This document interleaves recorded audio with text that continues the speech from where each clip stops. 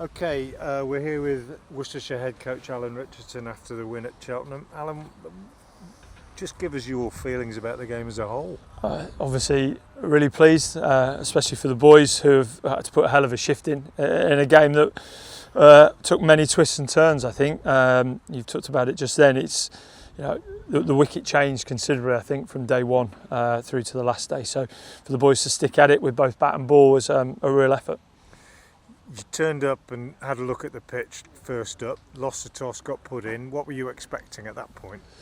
I looked at the wicket. It was a used wicket. Felt like it was a fairly big toss to lose. So to bowl first on it we thought it was a bit of a challenge, but I thought the seamers obviously bowled really well. We held our catches very well. Benny Allison took the plaudits, which I think are very well deserved over a long period of time for Benny, but I think as a bowling unit it was as good a performance as we could have put in. So to put ourselves in that position at the end of the first innings was really pleasing. It was hard work batting in the first innings. A couple of people played particularly well for you. Well, I think a huge congratulations to Rayhan, who came into the game when Gareth Roderick went down injured. So I think that's a real challenge in itself, let alone for an experienced player, let alone for someone like Rayhan, who's only playing his 5th game. So I think he did really well and shown what he's capable of. Soaked up a lot of pressure for us and built something. Had a really good partnership with Dolly. And then that continued with Bayers and Brett again. I thought Brett played really well. We talked about 3 or 4 things that we need to do as a batting group, and Brett did those really well and kept us together. So to get that lead, I think, was really important. I didn't expect the wicket to change a great deal, and my expectation was that it was going to turn quite a lot, and probably shows I know very little about cricket and wickets, Frank, if I'm honest. Yeah, I don't think I've ever seen a pitch change quite as much as this one. I mean, at lunch yesterday, you'd got that lead. They survived till lunch, but it was very much as though Worcestershire were on top. If you fast forward to lunch today, when Gloucestershire were then looking at setting a target, it had changed around completely.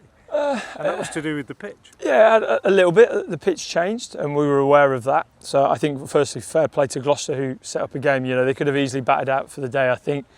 And probably been batting for another couple of days by the nature of the pitch by the end. So I think they were looking to push for a result and gave us something to chase. So I think first and foremost that's made it a really good day's cricket. Otherwise, we've probably been here for 6 hours watching Gloucester bat. So I think, but it was an opportunity for us to try and win a game of cricket. The first opportunity was this morning with the second new ball. And Gloucester had used up both their heavy rollers, so it was, we thought maybe the wicket might help us out a little bit. It didn't, but I thought we stuck to our task really well.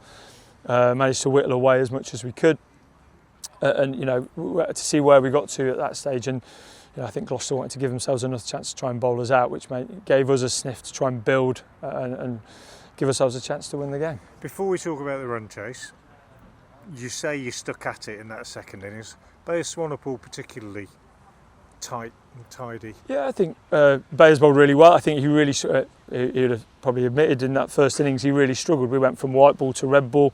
Didn't feel like he had any rhythm, felt like his timings were out. So, just trying to calm him down and make sure he was okay.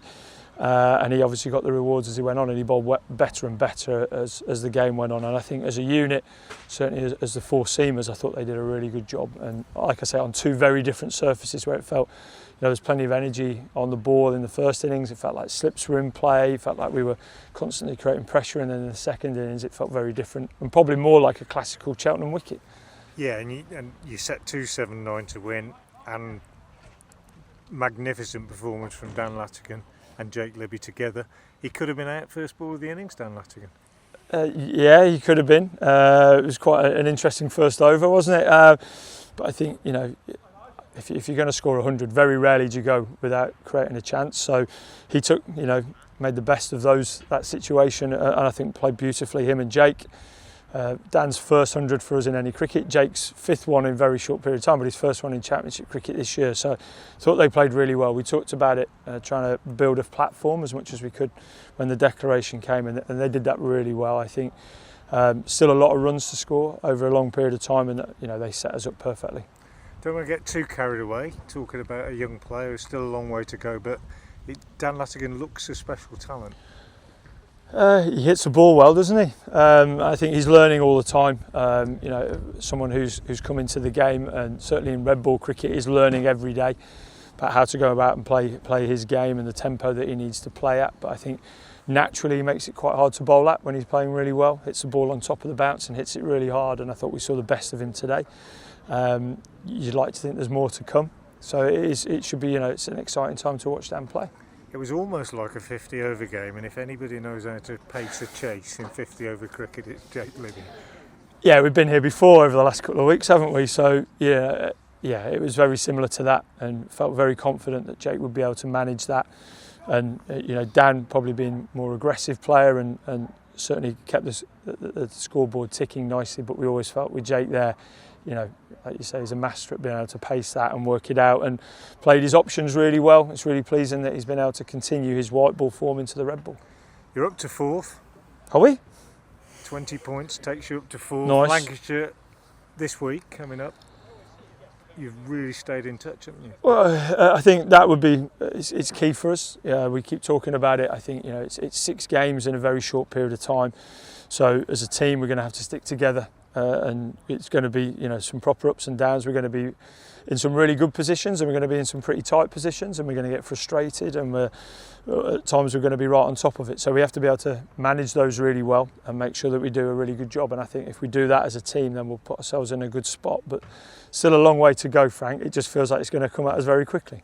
Well done, Alan, and as ever, congratulations. Thanks for your time. Cheers, Frank. This is Mike the Plasterer. He needs a trusted supplier for his materials and tools. Mike needs Profile Store. With an easy-to-use website, you can check stock online, order it and collect it within the hour. Profile Store offer free delivery over £125 and fast overnight shipping. With over 2,000 products in stock, they're sure to have what you need. So get yourself down to the trade counter in Kidderminster today. Get the job done with profilestore.co.uk.